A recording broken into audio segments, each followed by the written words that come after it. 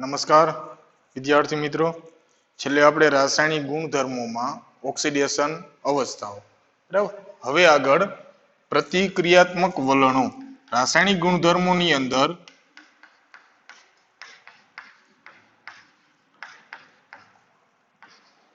પ્રતિક્રિયાત્મકતામાં વલણો.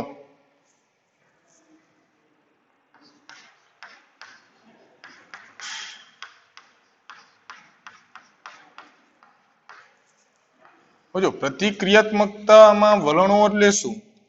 રાસાયણિક ગુણધર્મોમાં આપણે આગળ જે ઓક્સિડેશન અવસ્થા જોઈ, ઓક્સિડેશન અવસ્થા કે સામાન્ય ઓક્સિડેશન અવસ્થાઓ કે +5 -3 +3 ઉપરથી નીચે જાઓ -3 ઘટે +5 ઘટે સ્થાયીતા +3 ની વધે, બરાબર. હવે પ્રતિક્રિયાત્મક એટલે બીજા સાથે 15મા સમૂહના તત્વો બીજા તત્વો સાથે જ્યારે પ્રક્રિયા કરે તો એ કયા પ્રકારના સંયોજનો બનાવે, કેવી પ્રક્રિયા કરશે? મુખ્યત્વે સામાન્ય 3 આવે. એક હાઇડ્રોજન સાથે પ્રક્રિયા, ઓક્સિજન સાથે પ્રક્રિયા અને હેલોજન સાથે પ્રક્રિયા. કોઈ પણ સમૂહમાં તમે જોશો હાઇડ્રોજન, હેલોજન અને ઓક્સિજન આ 3 સાથે તો એ પ્રક્રિયા આવશે જ. તો પ્રતિક્રિયાત્મકતામાં વલણોમાં પહેલા લેવી આપણે હાઇડ્રોજન પ્રત્યે પ્રતિક્રિયાત્મકતા.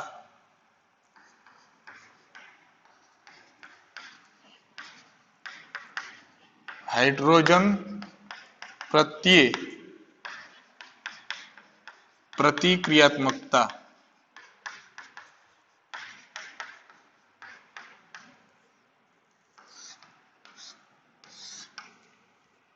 તો હાઇડ્રોજન પ્રત્યે પ્રતિક્રિયાત્મકતા એટલે સમૂહ નંબરના 15 ના તત્વો જ્યારે હાઇડ્રોજન સાથે પ્રક્રિયા કરે ત્યારે બધાય EH3 પ્રકારના હાઇડ્રાઇડ બનાવે.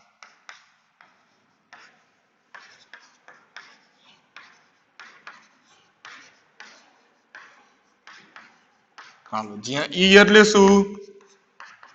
નાઇટ્રોજન, ફોસ્ફરસ, આર્સેનિક, એન્ટીમની અથવા બિસ્મથ એટલે કે 15મા સમૂહના તત્વો હાઇડ્રોજન સાથે જ્યારે પ્રક્રિયા કરે ત્યારે EH3 પ્રકારના હાઇડ્રાઇડ બનાવે. બધા EH3 પ્રકારના NH3, PH3, ASH3, SBH3 અને BIH3, બરાબર. તો NH3, PH3, SH3 arsenic hydride, SBH3 અને BIH3. 15મા સમૂહના તત્વો હાઇડ્રોજન સાથે પ્રક્રિયા કરે તો EH3 પ્રકારના હાઇડ્રાઇડ બનાવે. આ પ્રકારે થશે.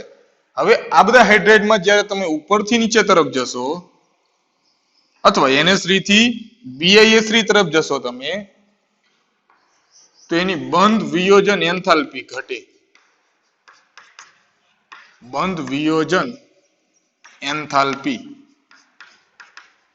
એટલે કે તત્વ અને હાઇડ્રોજન વચ્ચેની એન્થાલ્પી ઘટે. ઉપરથી નીચે જાઓ એમ એની બંધ વિયોજન એટલે બંધને તોડવા માટેની જરૂરી ઉર્જા. આમાં કોની વચ્ચે બંધ છે? નાઇટ્રોજન અને હાઇડ્રોજન વચ્ચે, ફોસ્ફરસ અને હાઇડ્રોજન વચ્ચે, આર્સેનિક અને હાઇડ્રોજન વચ્ચે, એન્ટીમની અને હાઇડ્રોજન વચ્ચે, બિસ્મથ અને હાઇડ્રોજન વચ્ચે. આ ક્રમશઃ કે જે 15મા સમૂહનું તત્વ અને હાઇડ્રોજન વચ્ચે જે બંધ છે એ બંધ વિયોજન એન્થાલ્પી ક્રમશઃ ઘટતી જાય. તો સરળતાથી કયો બંધ તૂટે? બિસ્મથ વાળો કે નાઇટ્રોજન વાળો? ઉપરથી નીચે જાઓ એમ તમને કોષ્ટકમાં મૂલ્ય એ પાસ સૌથી છેલ્લું મૂલ્ય NH3 ની બંધ વિયોજન એન્થાલ્પી છે 389, PH3 ની 322, આર્સેનિક ની 297, એન્ટીમની ની 255. તો ક્રમશઃ બંધ વિયોજન એન્થાલ્પી ઘટે અથવા બંધ વિયોજન ઉર્જા, બંધ ઉર્જા, બંધને તોડવા માટે ઉર્જા.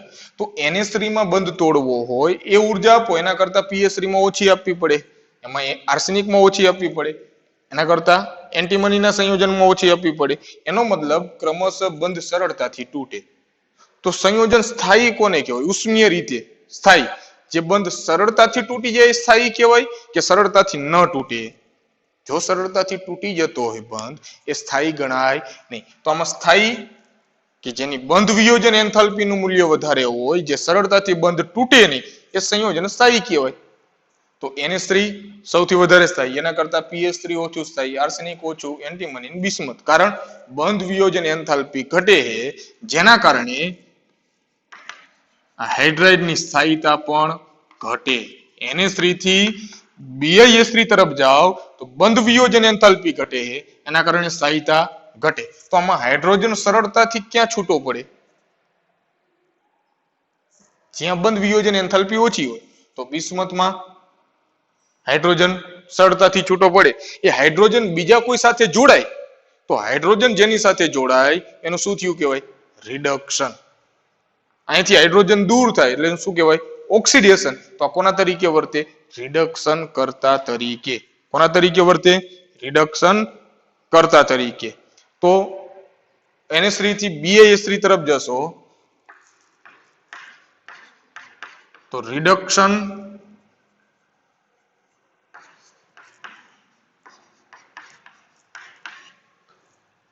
કરતાનો ગુણ શું થાય? વધે. NH3 મંદ રિડક્શન કરતા है, જ્યારે BiS3 એ પ્રબળ રિડક્શન કરતા. બરાબર ને? ઉપરથી બધા એક જ શબ્દો, ઉપરથી નીચે જાઓ તો બંધ વિયોજન એન્થાલ્પી ઘટે, જેથી સ્થાયીતામાં ઘટાડો થાય. રિડક્શન કરતા તરીકેનો ગુણધર્મ વધે. NH3 એ મંદ રિડક્શન કરતા છે, જ્યારે BiS3 પ્રબળ રિડક્શન કરતા. એ જ ક્રમ બેઝિકતા માટેનો કે ઉપરથી નીચે તરફ જશો તો આ હાઇડ્રાઇડ સંયોજનોની બેઝિકતા ઘટે. તો સૌથી વધારે પ્રબળ બેઝ કોણ? NH3. એના કરતા ઓછું PH3, એના કરતા ઓછું આર્સેનિક, એના કરતા ઓછું એન્ટીમની હાઇડ્રાઇડ અને બિસ્મથ હાઇડ્રાઇડ. તો ઉપરથી નીચે તરફ જાઓ તો બંધ વિયોજન એન્થાલ્પી ઘટે, જેથી સ્થાયીતા ઘટે, તો બેઝિકતા પણ ઘટે. એ જ ક્રમ વધે શું? તો કે રિડક્શન કરતા તરીકેનો ગુણધર્મ. શું વધે? રિડક્શન કરતા તરીકેનો ગુણધર્મ વધે. NH3 મંદ રિડક્શન કરતા, BiS3 પ્રબળ રિડક્શન કરતા. તો કોઈ પણ ક્રમ કહે કે હાઇડ્રાઇડમાં બેઝિકતાનો ક્રમ લખો તો NH3 કરતા ઓછી બેઝિકતા PH3, ASS3, SBS3 અને બિસ્મથ. એમ કે એસિડિકતા. તો NH3 થી BiS3 તરફ જાઓ, બેઝિકતા ઘટે તો એસિડિકતા વધે. એસિડિકતામાં શું થાય? વધારો. તો બંધ વિયોજન એન્થાલ્પી ઘટે, જેથી સ્થાયીતા ઘટે, બેઝિકતા પણ ઘટે. હાઇડ્રોજન સરળતાથી બિસ્મથમાં દૂર થાય તો સરળતાથી રિડક્શન કરે બીજાનું, તો પ્રબળ રિડક્શન કરતા. NH3 નિર્બળ, તો રિડક્શન કરતા તરીકેનો ગુણધર્મ વધે. બંધ વિયોજન એન્થાલ્પી ઘટે, સ્થાયીતા ઘટે, બેઝિકતા ઘટે, પણ રિડક્શન કરતા તરીકેનો ગુણધર્મ વધે. NH3 નાઇટ્રોજનનો hydride ammonia. NH3 એટલે આને આપણે શું બોલવી? NH3 એટલે કેવી? એમોનિયા. બરાબર. અને PH3 છે એને કહેવાય ફોસ્ફીન, સામાન્ય નામ. અને ASS3 એને કહેવાય આર્સિન. તો NH3 છે એ ઘન અને પ્રવાહી સ્વરૂપમાં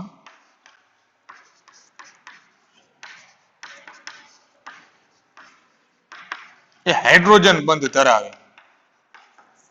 ઘન અને પ્રવાહી સ્વરૂપમાં એ હાઇડ્રોજન બંધ ધરાવે, જેના કારણે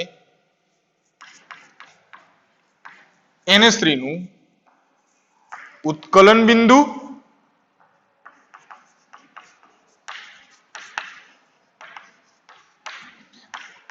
અને ગલન બિંદુ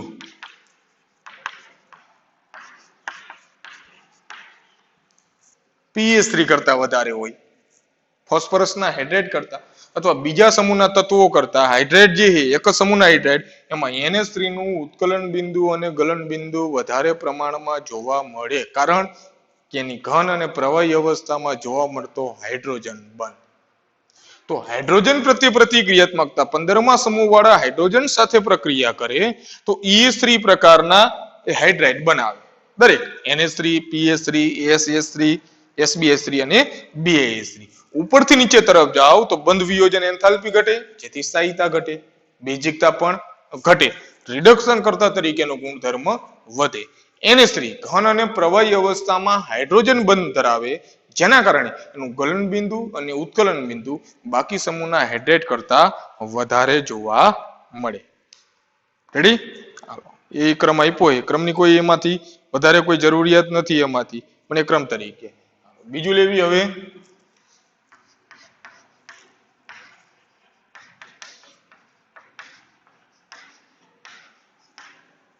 ઓક્સિજન સાથે પ્રતિક્રિયાત્મકતા.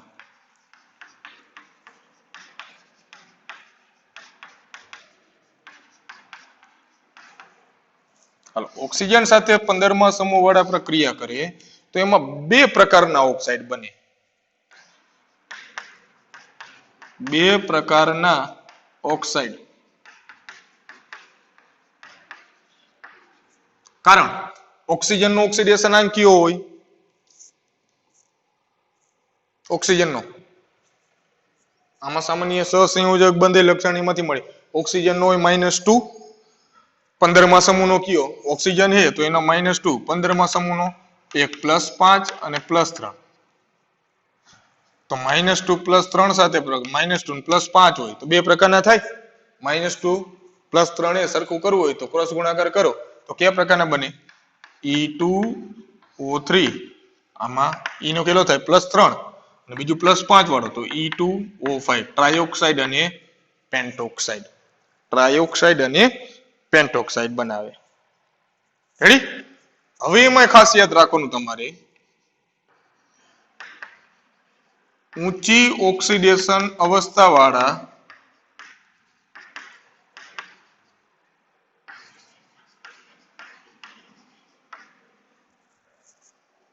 અને નીચી ઓક્સિડેશન અવસ્થા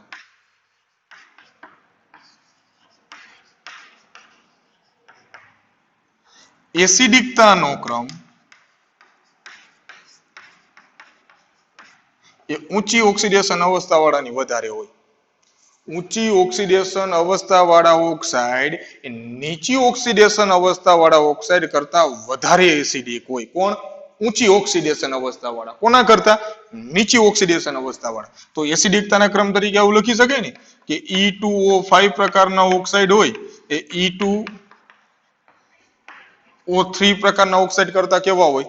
વધારે એસિડિક. અથવા જેમ ઓક્સિડેશન આંક વધતો જાય એમ એસિડિકતા, ઓક્સિડેશન આંક જેમ વધતો જાય એમ એસિડિકતા પણ વધે. તો ઊંચી ઓક્સિડેશન અવસ્થા ધરાવતા ઓક્સાઇડ એ નીચી ઓક્સિડેશન અવસ્થા ધરાવતા ઓક્સાઇડ કરતા વધારે એસિડિક હોય. આ એક અંડરલાઈન ખાસ કરજો. ઊંચી ઓક્સિડેશન અવસ્થા વાળા ઓક્સાઇડ નીચી ઓક્સિડેશન અવસ્થા વાળા ઓક્સાઇડ કરતા વધુ એસિડિક હોય છે અને તેમનું એસિડિક લક્ષણ સમૂહમાં ઉપરથી નીચે તરફ જતા ઘટે. કોઈ પણ પ્રકારના એમાંથી ઓક્સાઇડ લેશો, દાખલા તરીકે એની જગ્યાએ લગાવી દેવી N2O3, પછી P2O3, પછી S2O3, Sb2O3 ટ્રાયોક્સાઇડ અને Bi2O3 બિસ્મથ. તો આ ઉપરથી નીચે તરફ જશો, ઉપરથી નીચે તરફ તો આ ઓક્સાઇડની એસિડિકતા ઘટે. કોઈ પણમાં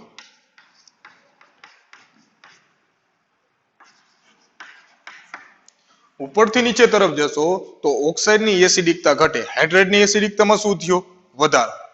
ઓક્સાઇડની એસિડિકતા ઘટે. કારણ ખાસ યાદ રાખજો, ધાતુના ઓક્સાઇડ સામાન્ય રીતે બેઝિક હોય.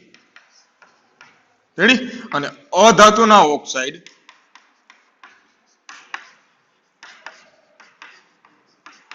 એ સામાન્ય રીતે હોય એસિડિક. તો હવે તમને ખબર છે કે ઉપરથી નીચે તરફ જાઓ તો ધાત્વીય ગુણધર્મ વધે ને, ધાતુ ગુણધર્મ વધે. તો ધાતુના જે ઓક્સાઇડ એ બેઝિક છે, ઉપર અધાતુ હોય, ઉપર અધાત્વીય ગુણધર્મ, જેમ જેમ નીચે આવશો ધાત્વીય ગુણધર્મ વધે. તો અધાતુના એસિડિક હોય, ધાતુના બેઝિક હોય. તો ઉપરથી નીચે તરફ જાઓ તો ઓક્સાઇડની એસિડિકતામાં શું થાય? ઘટાડો. જેમાં નાઇટ્રોજન અને ફોસ્ફરસના જે ઓક્સાઇડ છે એ હોય સંપૂર્ણ રીતે એસિડિક. બિસ્મથ જે ઓક્સાઇડ છે એ સંપૂર્ણ રીતે બેઝિક. અને જ્યારે આર્સેનિક અને એન્ટીમનીના જે ઓક્સાઇડ છે એ ઓક્સાઇડ હોય ઉભય ગુણધર્મી. ઉભય ગુણધર્મી એટલે એસિડ તરીકે વર્તે અને બેઝ તરીકે વર્તે, એટલે કે એસિડિક હોય અને બેઝિક હોય. રેડી? હાલો, તો બે oxide nitrogen phosphorus acidic, arsenic અને એન્ટીમની ઉભય ગુણધર્મી અને બિસ્મથ બેઝિક. જેથી ઉપરથી નીચે તરફ જાવ તો ઓક્સાઇડની એસિડિકતા ઘટે. ધાતુના ઓક્સાઇડ બેઝિક હોય, અધાતુના એસિડિક હોય, જેથી એસિડિકતા ઘટે. અને ઊંચી ઓક્સિડેશન અવસ્થા વાળા જે ઓક્સાઇડ હોય એ નીચી ઓક્સિડેશન અવસ્થા કરતા વધારે એસિડિક હોય. કમ્પ્લીટ? આગળ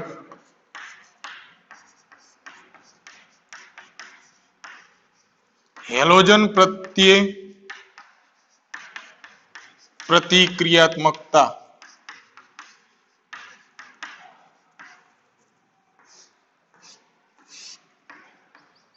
તો એમાં બે પ્રકારના હેલાઇડ. બે પ્રકારના હેલાઇડ. હેલોજન એટલે 17મો સમૂહ, ફ્લોરિન, ક્લોરિન, બ્રોમિન, આયોડિન. એની સાથે પ્રક્રિયા કરે તો બે પ્રકારના હેલાઇડ બને. હવે હેલોજનનું ઓક્સિડેશન આ, હેલોજનનું ઓક્સિડેશન આ કોઈ -1, 15મા સમૂહના તત્વો, એનું ઓક્સિડેશન આ +3 ને +5, -1 +3 સાથે પ્રક્રિયા કરે. સામાન્ય રીતે લખું તો ઈ હેલોજન દર્શાવો EX3 પ્રકારના અને +5 તો EX5. સામાન્ય રીતે સહસંયોજક હોય તો બે પ્રકારના હેલાઇડ બનાવે, ટ્રાય હેલાઇડ અને પેન્ટા હેલાઇડ. પછી આગળ અહીંયા અનિયમિત વર્તણૂક તરીકે મુદ્દો થાય કે નાઇટ્રોજનના જે ટ્રાયોક્સાઇડ ને પેન્ટોક્સાઇડ રહે ને એ આણ્વીય હોય, જ્યારે ફોસ્ફરસના ટ્રાયોક્સાઇડ ને પેન્ટોક્સાઇડ રહે ને એ આણ્વીય, એ P2O3 તરીકે ન મળે. નાઇટ્રોજનના N2O3, N2O5 એક આણ્વીય, જ્યારે ફોસ્ફરસ, આર્સેનિક, એન્ટીમનીના જે રહે ને એ દ્વિઆણ્વીય હોય, એટલે કે ફોસ્ફરસ હોય તો P4O6, પેન્ટોક્સાઇડ P4O10, આને કહેવાય ફોસ્ફરસ ટ્રાયોક્સાઇડ, ફોસ્ફરસ પેન્ટોક્સાઇડ. આર્સેનિક હોય તો AS4O6, AS4O10. તો નાઇટ્રોજનના ટ્રાયોક્સાઇડ, પેન્ટોક્સાઇડ એક આણ્વીય હોય, જ્યારે બાકી બધા તત્વોના ટ્રાયોક્સાઇડ ને પેન્ટોક્સાઇડ કેવા હોય? દ્વિઆણ્વીય. બે અણુ ભેગા થઈને એક એક અણુ તરીકે અસ્તિત્વ ધરાવે.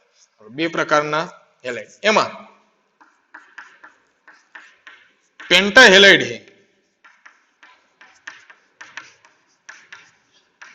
એ ટ્રાય હેલાઇડ કરતા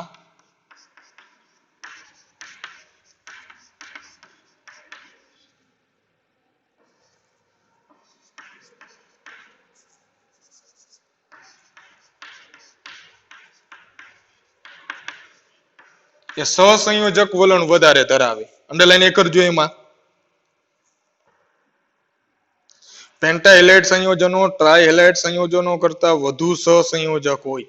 સહસંયોજક કોણ વધારે? પેન્ટા હેલાઇડ. કોના કરતા? ટ્રાય હેલાઇડ કરતા. હાલો, પછી એક મુદ્દો પછી લખશું. પેલા અહીંયા ખબર પડી? સહસંયોજક કોણ વધારે? પેન્ટા હેલાઇડ. કોના કરતા? ટ્રાય હેલાઇડ કરતા. હાલો, હવે નાઇટ્રોજન.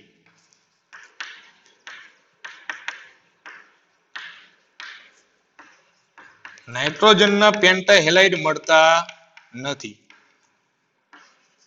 એટલે કે નાઇટ્રોજન પેન્ટા હેલાઇડ નહીં બનાવે. કેમ? કારણ કે 5 સહસંયોજકતા જ હોય તો નાઇટ્રોજનમાં તો ડી કક્ષક પ્રાપ્ય નથી. તો ડી કક્ષક અપ્રાપ્ય હોવાના કારણે એની મહત્તમ સંયોજકતા 4 જ છે, જેથી નાઇટ્રોજન પેન્ટા હેલાઇડ બનાવી શકે નહીં. બાકી બધા તત્વો એ પેન્ટા હેલાઇડ સંયોજનો બનાવે. બરાબર? હાલો, તો નાઇટ્રોજન પેન્ટા હેલાઇડ સંયોજનો બનાવી શકતા નથી. બાકી બધા તત્વો એ પેન્ટા હેલાઇડ સંયોજનો બનાવે. અને ટ્રાય હેલાઇડ કરતા પેન્ટા હેલાઇડ વધારે સહસંયોજક લક્ષણ ધરાવે. પછી નાઇટ્રોજનના ટ્રાય હેલાઇડમાં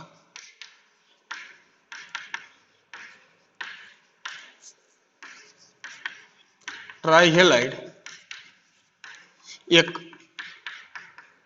NF3 એક સ્થાયી છે.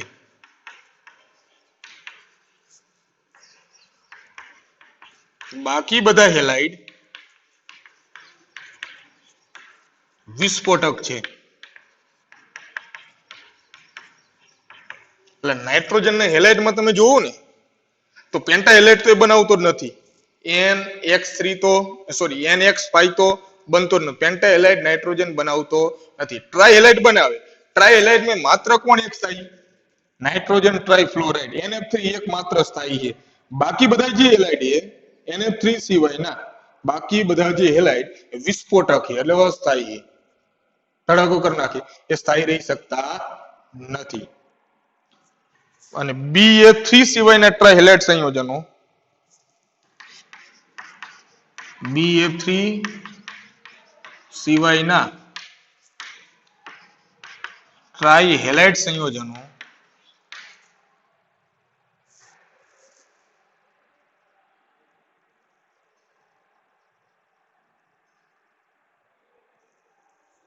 હજુ અહીંયા જે સંયોજનો તરીકે છે એમાંથી જે સહસંયોજક NF3 સિવાયના જે બાકી બધા સંયોજક કારણ કે NF3 એ અહીંયા જે BF એ અહીંયા BIF3 રેડી BIF3 સિવાયના ટ્રાયહેલાઇડ સંયોજનો સહસંયોજક લક્ષણ ધરાવે એટલે કે હેલાઇડ એ સામાન્ય સહસંયોજક હશે પણ એમાં સહસંયોજકતા કોની વધારે ટ્રાયહેલાઇડ કરતા પેન્ટાહેલાઇડની તો BIF3 એ એક આયનીય લક્ષણ ધરાવે બાકી બધાય સહસંયોજક નાઇટ્રોજનના પેન્ટાહેલાઇડ જોવા મળતા નથી ટ્રાયહેલાઇડ મળે એમાં માત્ર NF3 એક સ્થાયી બાકી બધાય વિસ્ફોટક તો એક અનિયમિત વર્તણૂક કે NF3 ટ્રાયહેલાઇડ માત્ર NF3 સ્થાયી બાકી બધાય વિસ્ફોટક છે પણ જ્યારે બાકી બધા તત્વોના ટ્રાયહેલાઇડ સ્થાયી છે નાઇટ્રોજન પેન્ટાહેલાઇડ બનાવતો નથી બાકી બધા તત્વો પેન્ટાહેલાઇડ બનાવે તો હેલોજન સાથેની પ્રતિક્રિયાત્મકતા અને છેલ્લી ધાતુઓ પ્રત્યે પ્રતિક્રિયાત્મકતા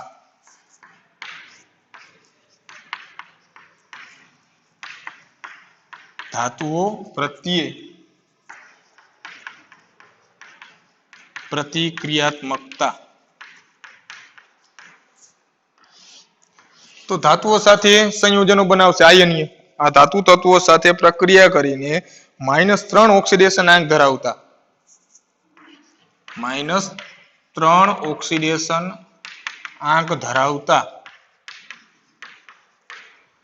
દ્વિઅંગી સંયોજન દાખલા તરીકે પેલું લે નાઇટ્રોજન તો Ca3N2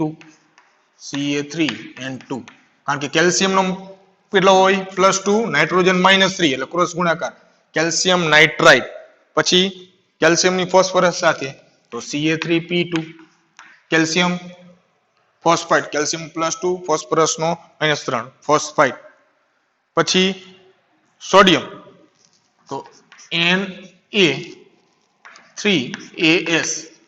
Na3AS સોડિયમ આર્સેનાઇડ કારણ કે સોડિયમ નો +1 તો 3 સોડિયમ આ -3 તો સોડિયમ આર્સેનાઇડ પછી લેવી